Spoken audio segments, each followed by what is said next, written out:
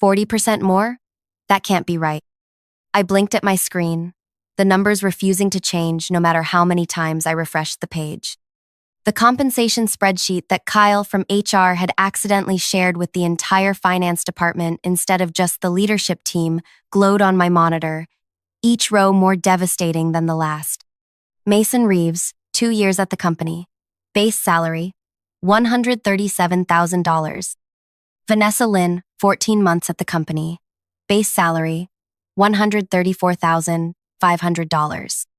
Tristan Adler, 8 months at the company. Base salary, $142,000. All of them trained by me.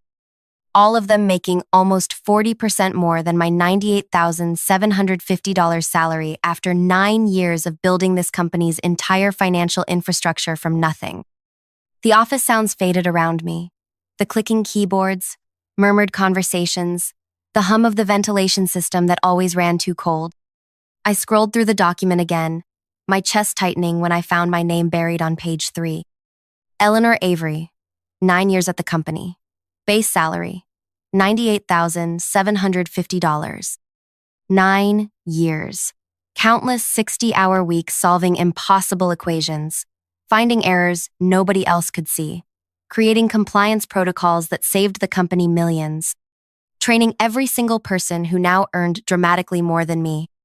I glanced across the open office at Mason, laughing at something on his screen, probably another cryptocurrency meme. Mason, who still asked me how to properly reconcile accounts payable despite 2 years on the job. Mason, who earned nearly $40,000 more than me. The email recall notice from Kyle came 3 minutes later, but it was too late. I had already downloaded the spreadsheet and saved it to my personal drive. I closed my laptop and walked directly to Daniel Hammond's office, my manager for the past 6 years. I didn't schedule a meeting, didn't send a message, just knocked twice, and entered when he looked up from his desk. Eleanor? Something urgent? He had the audacity to look annoyed at the interruption. I placed my laptop in front of him, open to the spreadsheet. I need to understand this. My voice sounded strange, controlled yet hollow. Daniel's eyes flicked to the screen, then back to me. The slight widening of his pupils told me everything. He knew exactly what I'd found. He closed my laptop and leaned back in his chair, steepling his fingers. Eleanor, you know I can't discuss other employees' compensation. I'm not asking about their compensation. I'm asking about mine. I reopened the laptop. 9 years, Daniel. 9 years building every financial system this company relies on. I trained all of these people who now make 40% more than me. How is that possible? He sighed. That particular sigh manager's perfect to make you feel like you're being unreasonable. The market has changed significantly since you were hired, Eleanor. It's company policy for new market entrants. Your compensation was set in a different economy. So adjust it. It's not that simple. There are bans, structures, policies. He shrugged, actually shrugged at me. Take it or leave it. My hands were trembling, but not from fear. From something else entirely. I'd like to request a formal compensation review. I kept my voice level. I can submit the request, but frankly, it will be denied. We just completed annual reviews last quarter. You received your standard 3% increase. He glanced at his watch. Was there anything else? That night, I didn't cry, didn't scream, didn't call my sister Meredith to vent my frustration. Instead, I opened my laptop at my kitchen table and began to write. I'm Ellie, by the way. Eleanor Avery, 34 years old. The kind of person who alphabetizes her spice rack and color codes her closet. The kind of person who's always been told she's detail-oriented and thorough. Corporate code for, we'll pile work on you until you break because you're too responsible to let things fail. Let me pause for a moment. Before I go any further, could you please take a few seconds to tell me in the comments where you are watching from? I want to know my story reached you, wherever you are. And if you've ever felt undervalued, maybe drop a heart or something. Because what I'm about to tell you changed everything for me. And maybe it will for you too. So there I was, sitting at my kitchen table with a glass of grocery store Cabernet, creating the most important document of my career. I started with a simple timeline of my 9 years at the company. 2014, hired as financial analyst. Built the first automated reporting system that eliminated 30 hours of manual work weekly. 2015, promoted to senior analyst. Restructured the accounts receivable process, reducing outstanding collections by 42%. 2016, created tax compliance framework that passed federal audit with zero findings. First, clean audit in company history. I documented everything. Every crisis I'd averted, every dollar I'd saved, every system I'd built, every person I'd trained who now earned more than me. I worked through the night, fueled by a cold clarity I'd never experienced before. By dawn, I had created a 43-page analysis titled The Cost of Institutional Memory, a comprehensive breakdown of my value to the company. On the final page, I calculated the exact dollar amount I had saved the company in the previous year alone, $267,459.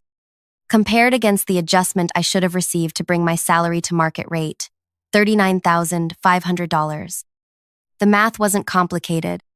I printed the document and had it professionally bound at a 24-hour copy shop.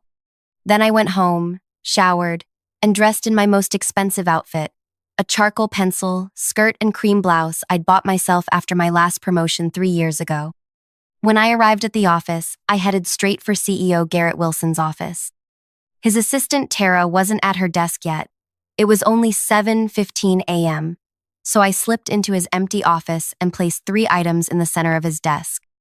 My resignation letter, an offer letter from a competing firm that had been courting me for months, offering $145,000 plus benefits, my leather-bound analysis.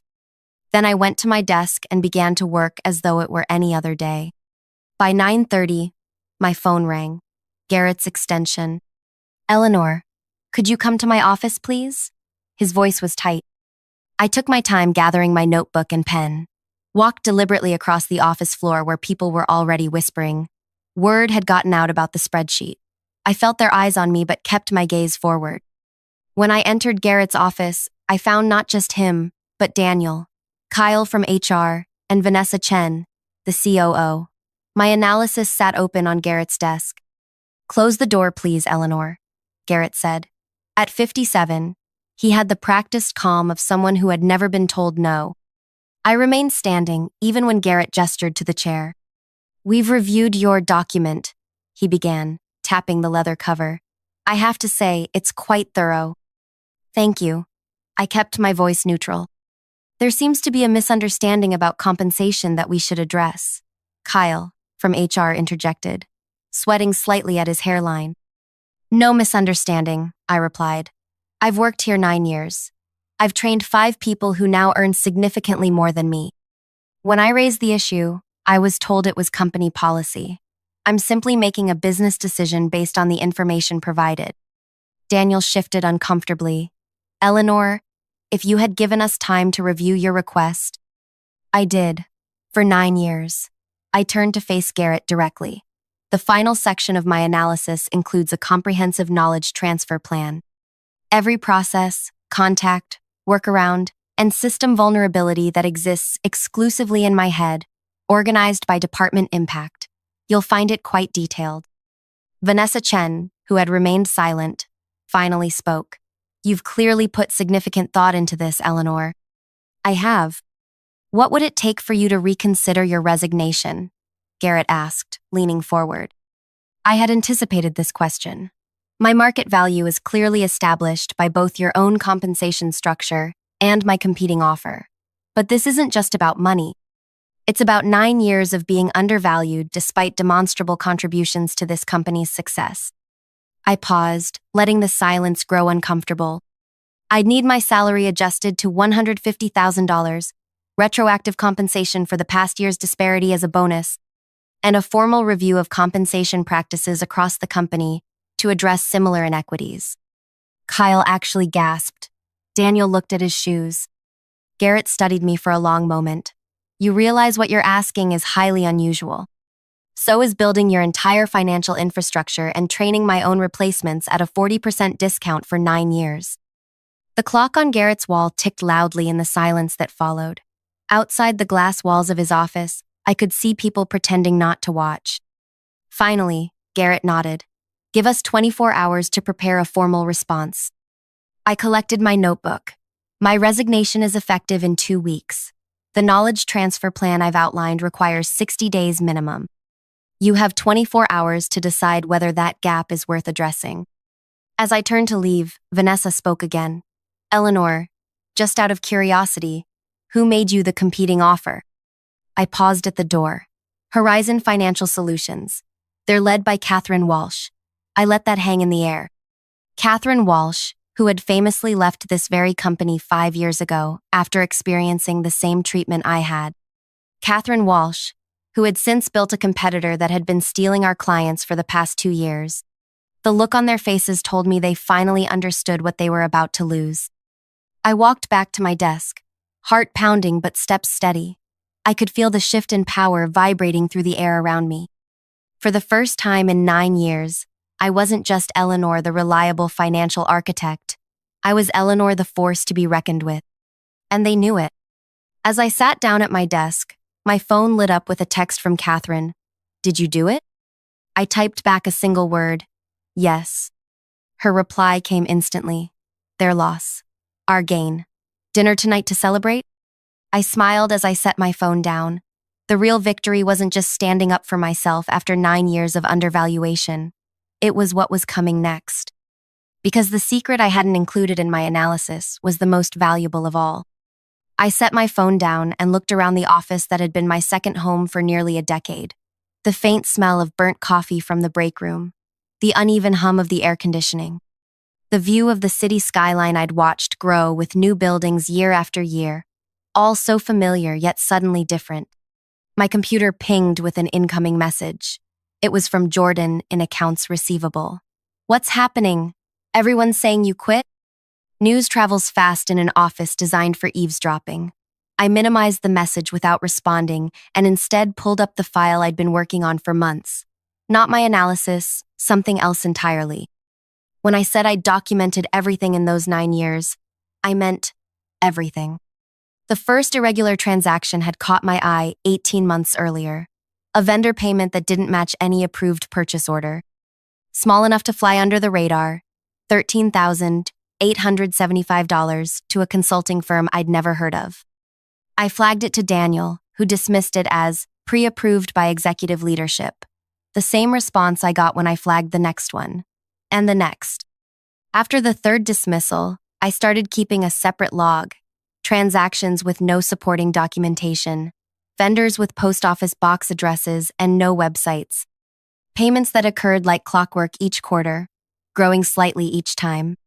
By month 6 of my secret accounting, the pattern was unmistakable. Someone was siphoning company funds through fake vendor accounts. The amounts were calculated precisely to avoid triggering audit thresholds, starting small and growing just enough each quarter to establish a pattern that wouldn't raise flags if normalized against our growing revenue. It was elegant, really. A financial ghost operation that had diverted over $2.7 million in the past 3 years. This was the document Catherine really wanted. This was why she'd been courting me for months, offering a salary that actually reflected my worth. Because she suspected what I'd confirmed. Our company's pristine financial image was built on carefully constructed fraud. My desk phone rang, startling me. Daniel's extension. "Eleanor, can you come to the conference room? We'd like to continue our conversation." 3 hours. They'd only needed 3 hours, not 24. "I'll be right there." When I entered the Pine Room, our company named conference rooms after trees, how original, I found Garrett, Daniel, Vanessa, and now Thomas Whitaker, our chief legal counsel. Interesting addition. "Please, sit." Garrett gestured to the empty chair across from him. He looked like he hadn't slept, though it was barely afternoon. I sat, placing my notebook and pen precisely in front of me. "We've reviewed your requests," Garrett began, "and we're prepared to offer you a revised compensation package." Thomas slid a document across the table. I took my time reading it, aware of 4 sets of eyes watching me. Salary adjustment to $155,000, effective immediately. a retention bonus of $45,000, a new title, Senior Director of Financial Operations, a seat on the Executive Leadership Committee, everything I'd asked for and more. The desperate counterattack of people who suddenly realized exactly how vulnerable they were.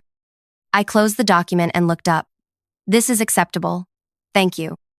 The visible relief that washed over Daniel's face was almost comical. Wonderful. Garrett smiled tightly. Thomas will work with HR to expedite the paperwork. We're very pleased we could resolve this matter internally. I nodded, gathering my things to leave, when Thomas cleared his throat. Just one additional matter, Eleanor. As part of this new arrangement, we've prepared a standard confidentiality agreement regarding company compensation structures and any irregularities you may have observed during your tenure. And there it was. I turned to Thomas, my expression neutral. Irregularities? Thomas maintained his practice lawyer poker face. Standard language for executive agreements. Nothing of concern. I let the silence hang for 3 full seconds before responding. I'll need to review that language carefully before signing. Would you mind emailing it to me? Of course, Thomas nodded, though a muscle in his jaw twitched. I stood to leave but paused at the door. One more thing. I'd like written confirmation that the compensation review for other potentially affected employees will begin within 30 days, as we discussed. Vanessa and Garrett exchanged glances. We'll include that in the documentation, Vanessa finally said. I nodded and left, feeling their eyes burning into my back as I walked across the office to my desk. My phone buzzed with another text from Catherine. Update? I typed, counteroffer accepted. They're including an NDA about irregularities. Her response came quickly. Perfect. Proceed as planned. The next 2 weeks were fascinating. I was suddenly included in executive meetings I'd previously only prepared materials for. People who had barely nodded at me in the hallway now stopped to chat. Daniel brought me coffee. Black, no sugar, just how I liked it, without being asked. I signed their revised offer letter but kept finding concerns with the confidentiality agreement, sending it back to legal with questions that required careful rewording. A delaying tactic Catherine had suggested. The document isn't legally problematic. I explained to my sister Meredith over dinner that weekend. I'm just buying time. Meredith shook her head, twirling pasta around her fork. I still can't believe you're doing this. The old Ellie would have just taken the money and been grateful. I set down my wine glass. The old Ellie let herself be undervalued for 9 years. The new Ellie understands her worth. And the new Ellie is kind of terrifying. Meredith laughed. I love it. For those wondering what happened, because I know you're wondering, let me be clear. I didn't break any laws. I didn't steal company secrets. I didn't sabotage systems. What I did was much more effective. On day 15 after my confrontation, one day after my resignation would have taken effect, I sat across from Garrett, Daniel, Vanessa, and Thomas again. This time we were joined by Amara Jackson, the chair of the board of directors, connecting via video conference. Eleanor, thank you for your patience as we've worked through the details of your new role, Garrett began, smiling that CEO smile that never quite reached his eyes. Before we finalize everything, there's something I need to share with all of you, I said, pulling a slim folder from my bag. We've already approved your requests, Daniel interjected quickly. This isn't about my compensation.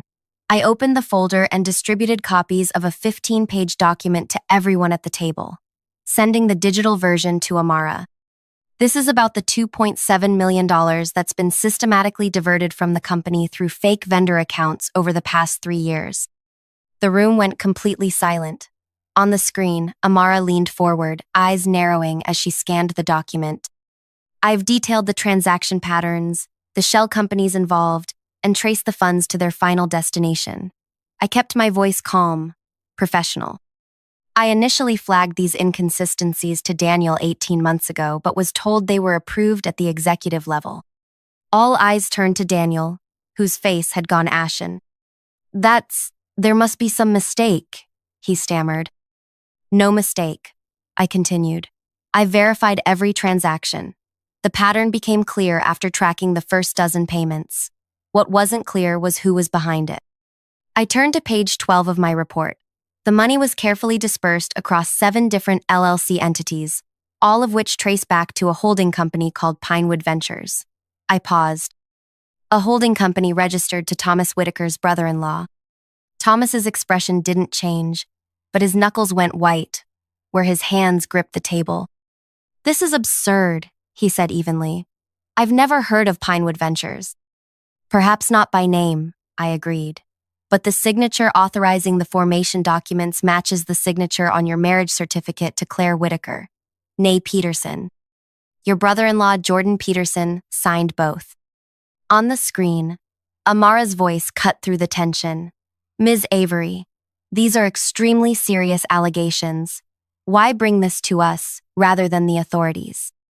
I met her gaze through the camera. "Because I believe in giving this company the opportunity to address the situation internally first. The fraud has been sophisticated but contained. It appears to involve only a small number of individuals, not systemic corruption." What I didn't say was that Catherine had advised this approach. "Let them think you're doing them a favor," she'd told me. "Give them just enough rope to hang themselves." "I'll need to call in our outside counsel," Amara said, already reaching for her phone. Thomas stood abruptly. "This meeting is over until legal representation for all parties is present." "Sit down, Thomas," Garrett said quietly, his eyes never leaving the documents in front of him. "Eleanor, how long have you been compiling this information?" 18 months, since the first time I reported an irregular payment and was ignored." Daniel looked like he might be sick. "I didn't. I never. You never asked questions," I finished for him. "You never investigated when I raised concerns. You trusted the wrong people and dismissed the right ones." The next 8 hours were a blur of emergency board calls, outside counsel arriving, security escorting Thomas from the building, and forensic accountants being brought in. I answered questions calmly, provided all my documentation, and watched as the company I'd given 9 years to grappled with the betrayal of its trusted legal counsel. By midnight, it was clear that Thomas had been the architect of the scheme, with 2 accomplices in the accounting department who had helped process the fraudulent payments. Daniel hadn't been complicit, just negligent and too trusting of Thomas, who had assured him the payments were legitimate executive-approved consultancy fees. I left the building at 1:17 in the midnight, exhausted but eerily calm. Catherine was waiting in her car across the street. "How did it go?" she asked as I slid into the passenger seat. "Exactly as you predicted. Thomas is finished. The board is in panic mode. Garrett and Vanessa are scrambling to contain the damage." Catherine smiled in the darkness. "And you?" "I start as your new chief financial officer next month, as agreed, with a signing bonus matching what they embezzled from their own company." I leaned back against the headrest. "But first, I'm taking 3 weeks off. I haven't had a real vacation in 9 years." What happened after that?